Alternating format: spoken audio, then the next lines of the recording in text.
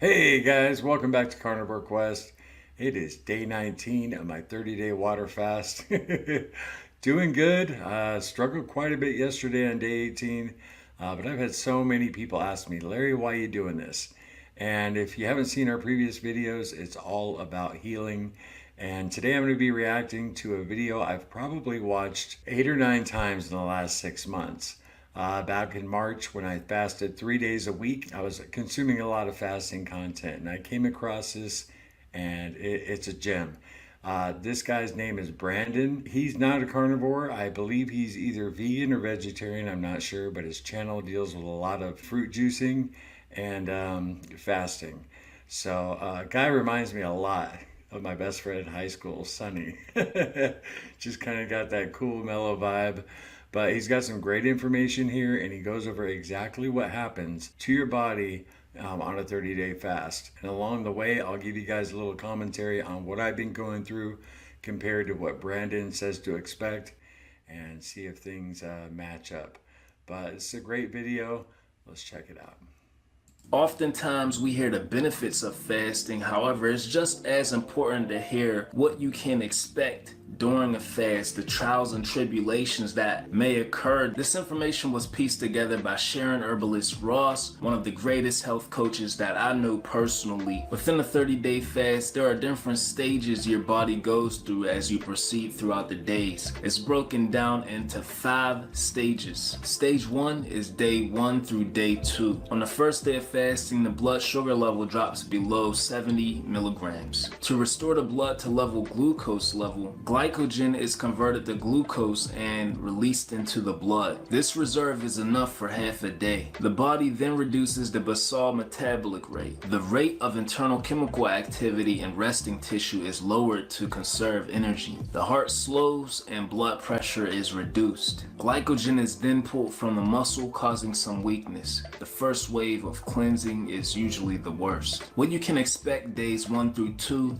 headache, dizziness, nausea, bad breath, glazed eyes, and a heavily coated tongue are signs of a first stage cleansing. Hunger can be the most intense in this period, unless the enema is used, which quickly assists the body into the fasting state by ending digestion in the colon. Stage 2. So my thoughts on stage 1, well, it sounds to me like the keto flu, right? Coming from a carnivore diet, I didn't experience any of those issues on days 1 through 2 at all. Obviously, Brandon's coming from, a diet where you're burning glucose and then you start the fast, and completely different experience for me. Days 1 and 2 weren't a problem because I already went through the keto flu a long time ago. Days 3 through 7, fats composed of transformed fatty acids are broken down to release glycerol from glyceride molecules and are converted to glucose. The skin may become oily as rancid oils are purged from the body. People with problem-free skin may have a few days with pimples or even a boil. So usually during stage 2, I always get a few pimples here and there. You may feel hungry during the first few days of this stage. This is temporary. The desire to eat will soon disappear, I'd say around day 5 or 6 or 7. Now everybody's different, but that hasn't been my experience at all. Yesterday, day 18, I had the worst hunger I've had on the fast so far. The previous 3 days, no hunger at all. So I'm just gonna put that out there real quick. And also the oily skin and everything, I didn't experience any of that. And I think because the carnivore diet, already takes care of all that, so I didn't experience any pimples or boils.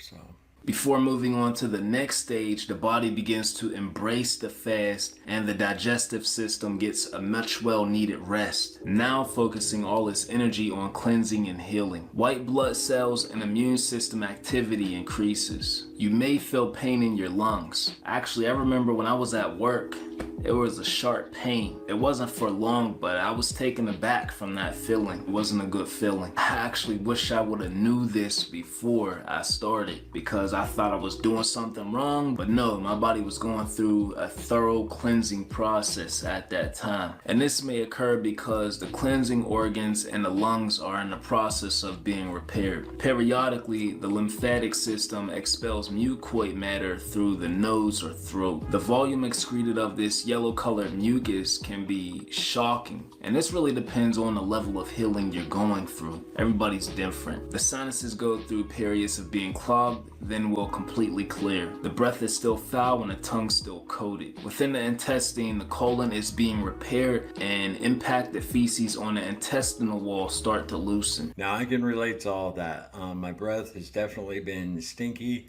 I attributed that to really elevated ketone levels. I just checked my ketones yesterday and they were 6.0, so super elevated. And my nose has been alternating between really stuffy and clear.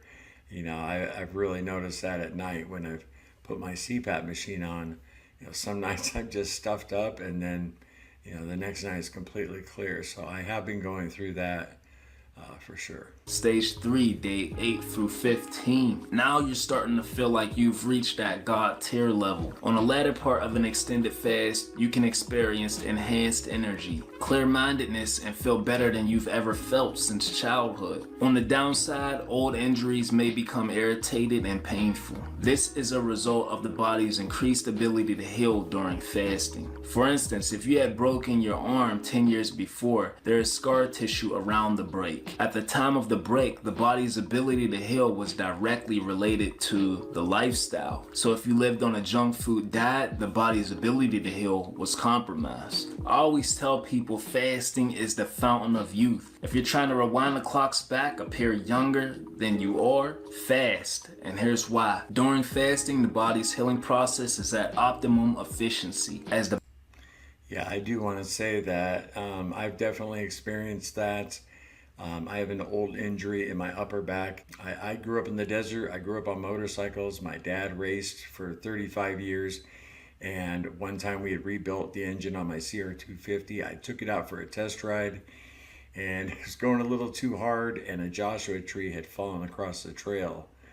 A trail I had rode many times, and I ended up hitting it, going about 35, 40 miles an hour and endoing, and I flew through the air, and I landed on the back of my neck, and my body crunched. And I broke a couple ribs, and it injured the upper part of my back. Now, it comes and goes throughout the years. My ribs never hurt, but my back does. And during this fast, it's really been achy. So what he says there about old injuries acting up, I've definitely experienced that. The body scores for dead or damaged tissue. The lymphocytes enter the older damaged tissue, secreting substances to dissolve the damaged cells. These substances irritate the nerves in the surrounding region and cause a reoccurrence of aches from previously injured areas that may have disappeared years earlier. The pain is good as the body is completing the healing process. The muscles may become tight and sore due to toxin irritation. The legs can be the worst affected as toxins accumulate in the legs. Cankers are common in this stage due to the excessive bacteria in the mouth. Daily gargling with sea salt and water will prevent or heal cankers. Stage 4, day 16 through 30.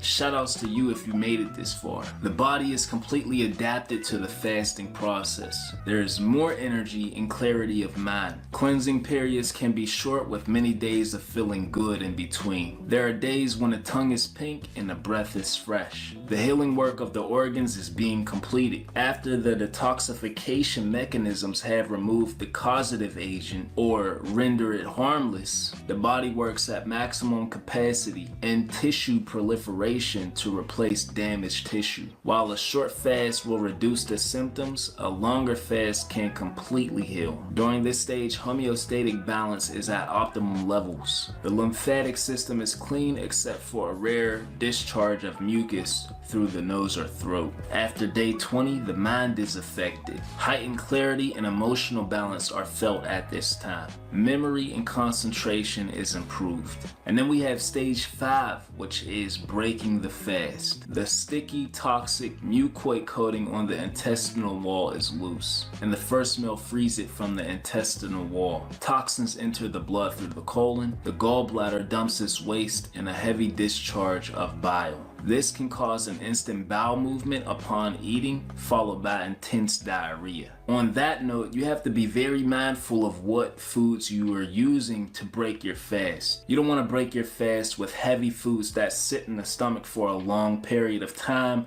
like nuts, grains, seeds, or even vegetables. I highly recommend easy to digest foods like fruits, whether it's mango, watermelon, tamarind, grapes, fruits that have a high water content, and slowly work your way back up to heavier based foods. So as far as day 15 through 20, I'm supposed to have no hunger, but like I said, yesterday on day 18, I had some extreme hunger. I'd say it was 75% mental. You try and start talking yourself, into like, well, is this fast really good for me? Maybe I should break it. And yeah, it's you miss eating. There was some hunger there though, no doubt. But today I woke up and absolutely no hunger, and everything he's describing there, mental clarity, energy, is through the roof. Feel great today. I have found that if I exert myself, like in previous videos, I talked about cleaning the garage, a job I could usually do in one full day, I could only keep at it for maybe 2.5 hours, and then I was completely exhausted.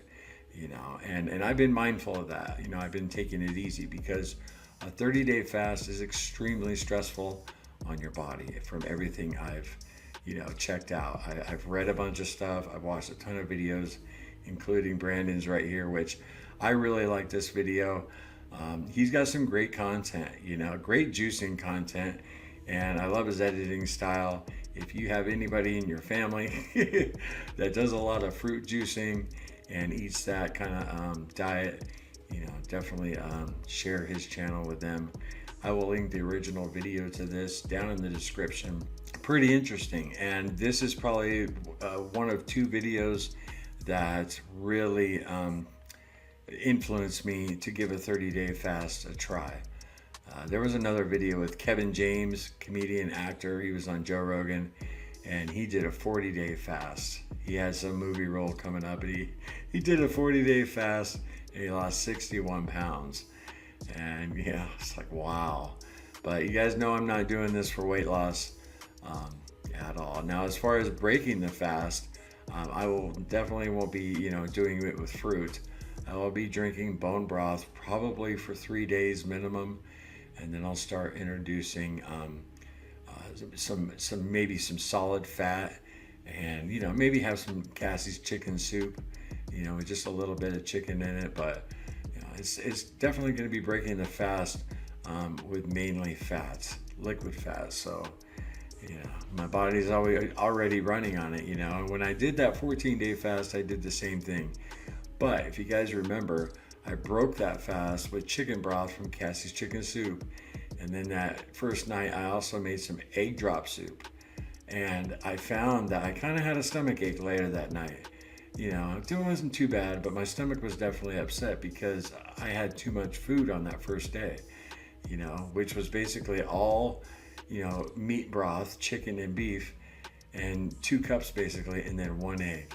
I was so full, and I ended up being very uncomfortable later that night because that was too much food on the first day of not eating, after 14 days. So I'm definitely going to take it slow this time, and I'm looking forward to it. I'm going to be honest with you guys.